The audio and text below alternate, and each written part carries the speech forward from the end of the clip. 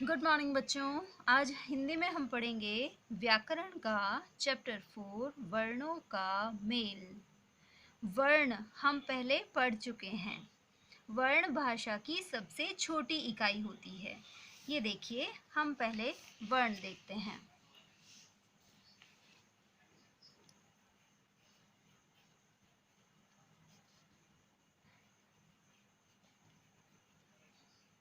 जैसे हमने लिखा क, ये वर्ण है। म, स, प, र, न, ये सब क्या होते हैं? वर्ण होते हैं ये सब। और यदि हम वर्णों को जोड़ें, उनका मेल कर दें, मिला दें, तो क्या बनता है? जैसे हमने एक वर्ण लिखा फ, एक लिखा ल, हमने इन्हें मिला दिया तो ये क्या बन गया? फल। क्या बन गया? ये फल, एक शब्द बन गया। इसका मतलब वर्णों के मेल से शब्द बनते हैं। ये शब्द बन गया।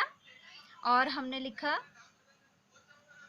क, म, ल, तीन वर्णों के मेल से ये बन गया कमल। इसी तरह से यदि हम लिखें म, ह, ल, तो ये क्या बन गया? महल।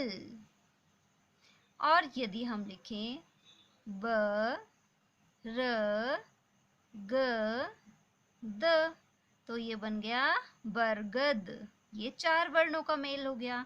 इस तरह से वर्णों को मिलाकर क्या बनते हैं? शब्द।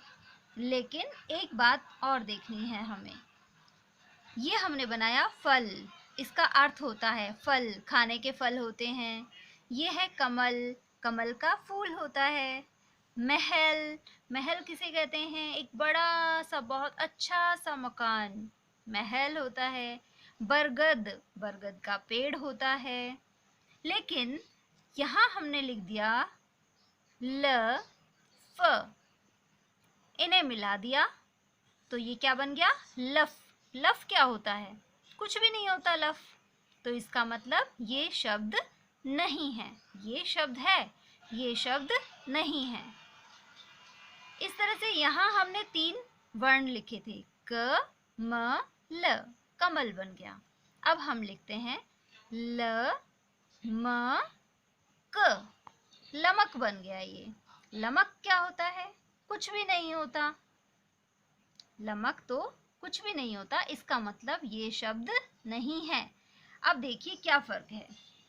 यदि हमने वर्णों को मिलाया और शब्द बनाया तो शब्द का कुछ अर्थ होना जरूरी है। इन सब का कोई ना कोई अर्थ है।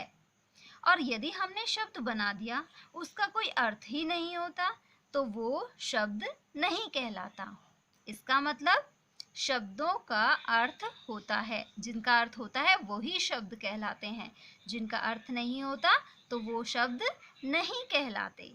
यही इस चैप्टर में बताया गया है।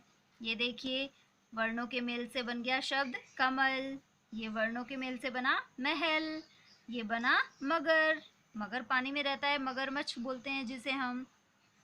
लेकिन यहाँ मकल, मकल कुछ भी नहीं होता, मतलब ये शब्द नहीं है। हचन, ये भी कोई भी शब्द नहीं है।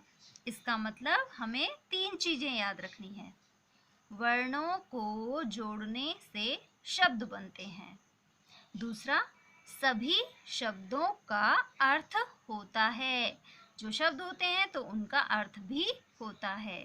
बिना अर्थ वाले वर्ण समूहों को शब्द नहीं कहते हैं। जिनका अर्थ नहीं होता है तो उन्हें शब्द नहीं कहते हैं। इस तरह से चैप्टर 4, आप डेट जब भी कोई भी चैप्टर पढ़ें उसमें ज़रूर डालें। आपको चैप्टर 4 की पूरी रीडिंग करनी है और इसे समझने की कोशिश करनी है। होमवर्क में क्या करना है आपको?